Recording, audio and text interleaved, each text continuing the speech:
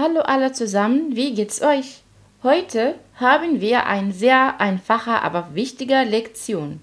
Und zwar, wir behandeln den Unterschied zwischen Antrag und Auftrag. Weil viel zu viele Leute zwischen den zwei Wörtern ja auf jeden Fall mischen. أهلا بيكم في حلقة جديدة سهلة جدا لكن مهمة.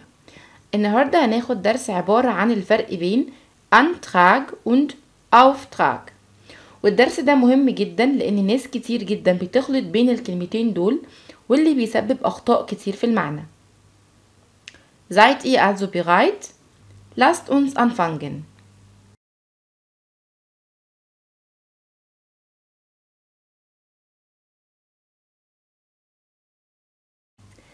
أول كلمة هي Antrag واللي معناها أمر.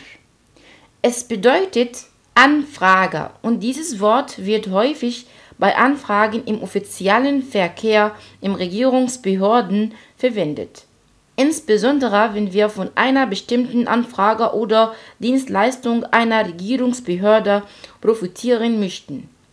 زي ما قلنا كلمة أمر بتستخدم أكتر بشكل رسمي بالذات في الحاجات اللي بتتعلق بالمهام الرسمية المرتبطة بالحكومة وهكذا. Es kommt häufig auch mit dem Verb stellen, also Anfrage stellen. بتيجي دايما مع الفعل stellen فتبقى Anfrage stellen.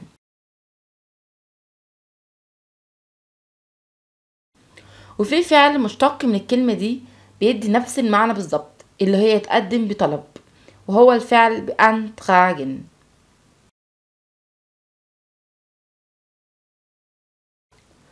طيب تعالوا دلوقتي نشوف شوية بايشبيلة على الكلمة وعلى الفعل ونشوف استخدامها عامل ازاي والسياق بتاعها كمان. Nummer 1. Ich will eine finanzielle Zuwendung von der Regierung beantragen.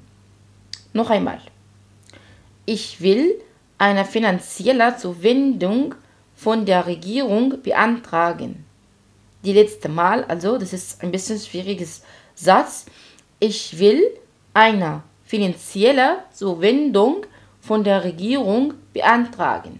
يعني أريد التقدم بطلب للحصول على منحة مالية من الحكومة. طيب هل استوفى شروط المثال ده؟ أول حاجة زي ما قلنا السياق تحسوه رسمي، تحسوه ليه علاقة بالحكومة أو بالحاجات الدولية، سياق عالي أو مستوى عالي، فهو بيقول عايز منحة مالية. طيب beantragen علشان ده الفعل فما جاش معاه أي حاجة تانية، يعني مثلا قلنا beantrag stellen لكن beantragen بيقف لوحده في الجملة وبيجي معاه accusative وده شفناه لما قال ich will eine finanzielle Zuwendung منحة مالية.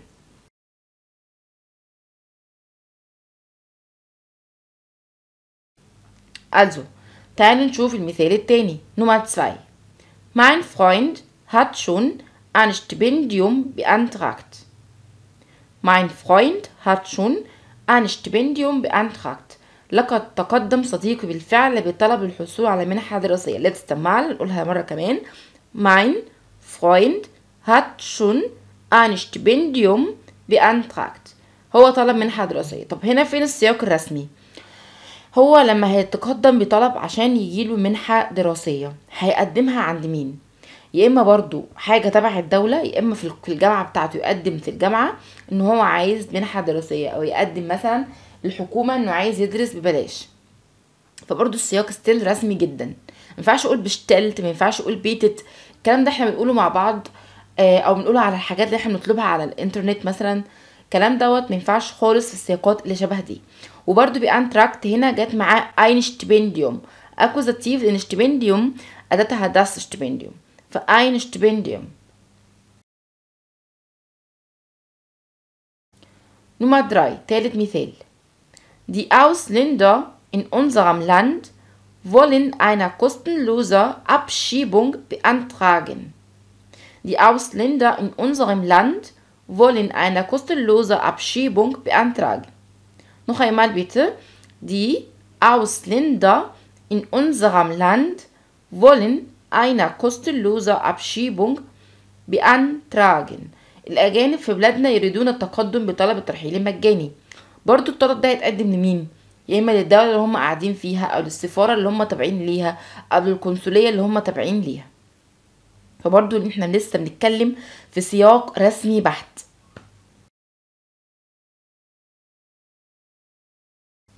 طيب Nummer 4 رقم 4.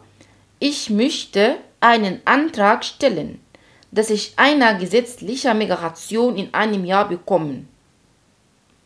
Ich möchte einen Antrag stellen, dass ich eine gesetzliche Migration in einem Jahr bekomme. أرغب في تقديم طلب حتى أتمكن من الحصول على هجرة قانونية خلال عام.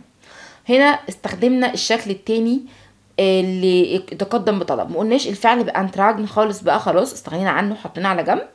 هنا اتكلمنا عن أنتراج شتيلن، أنتراج شتيلن اللي هي الكلمة أنتراج، ich möchte einen Antrag، وجبنا معاها الفعل شتيلن، وهي معناها على بعض كده نفس المعنى بأنتراجن، أنا هتقدم الحصول على طلب. وستيل احنا بنتكلم في كونتكست أو في سياق very official، يعني رسمي جدا. هنا برضو انا لما هقدم على هجرة هقدم عليها سواء للسفارة اللي انا عايزة، سفارة البلد اللي انا عايزة هاجر ليها، يعني سفارة المانيا لو انا عايزة هاجر لألمانيا، او سواء للدولة بتاعتي او ايا كان.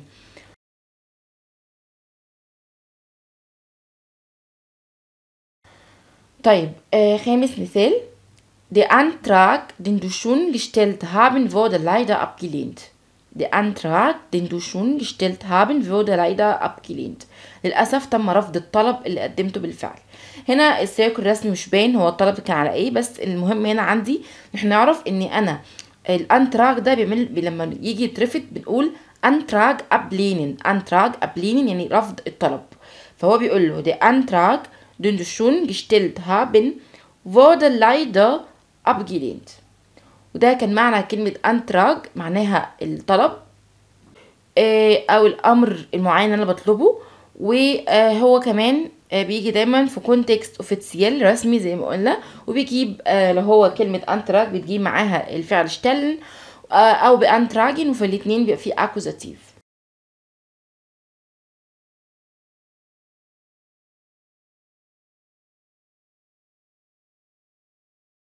طيب تاني حاجة بقى Auftrag.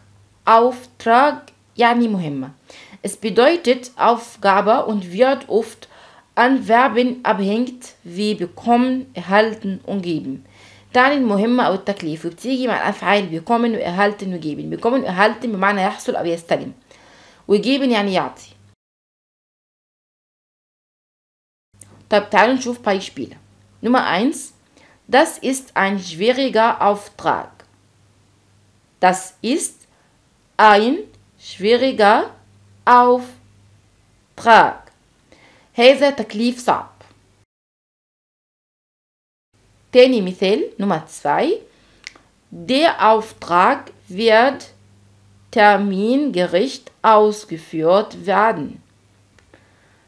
Noch einmal. Der Auftrag wird termingerecht ausgeführt werden.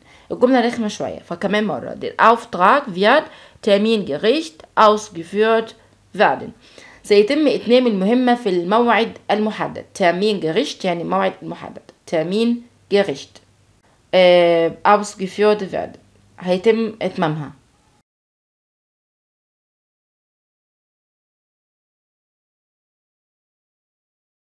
Mein Kollege hat diesen Auftrag zufrieden erhalten. Mein Kollege hat diesen Auftrag zufrieden erhalten. لقد استلم زميلي هذه المهمة برضا. وهنا استخدمنا الفعل احنا قلنا ان بيجي اعلى معاه اللي هو erhalten، اللي هو بمعنى bekommen انه ياخد او يحصل على حاجة. Mein Kollege hat diesen Auftrag zufrieden erhalten. لقد استلم زميلي هذه المهمة برضا.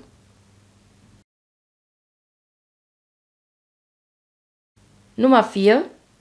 Die Lehrerin gibt die Klasse immer viele Aufträge. Die Lehrerin gibt die Klasse immer viele Aufträge.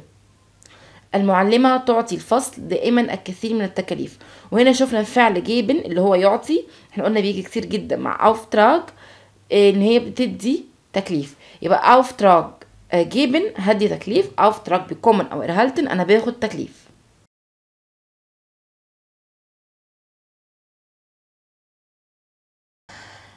Und es gibt ein sehr wichtiges Verb hier auch. Die auch bedeutet Aufgabe geben. في فعل جدا مهم مشتق برضو من الكلمة دي بنفس المعنى، هو beauftragen ومعناه يكلف حد بحاجة. Beispiele كده بسرعة. Der Leiter hat uns das beauftragt. Der Leiter hat uns das beauftragt. يعني المدير كلفنا بده. وبرضو بيجي معاها accusative. Nummer 2. Das Land beauftragt das Volk, die Gesetze zu halten. Das Land beauftragt das Volk, die Gesetze zu halten.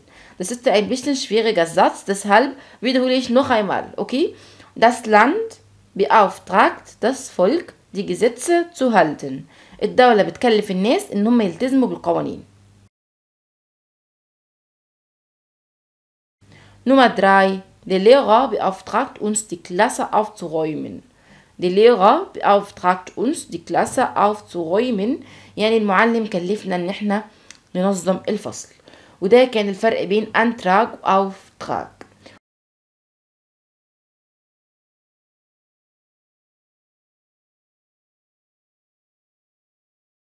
Und jetzt sind wir ganz am Ende. Ich hoffe, alles war verstehbar und klar. Wenn ihr Fragen habt, schreibt uns auf die Kommentare und vergesst nicht bitte auch uns zu abonnieren, um euch alles neu anzuschauen und zu bekommen auch, okay? Ja, also دلوقتي وصلنا لنهاية حلقتنا وأتمنى كل شيء يكون واضح ومفهوم. ولو في أي أسئلة اكتبوها لنا في الكومنتس وما تنسوش تشتركوا في القناة وتفعلوا الجرس عشان يوصل لكم مننا كل جديد وتتابعونا دايما. تشوس.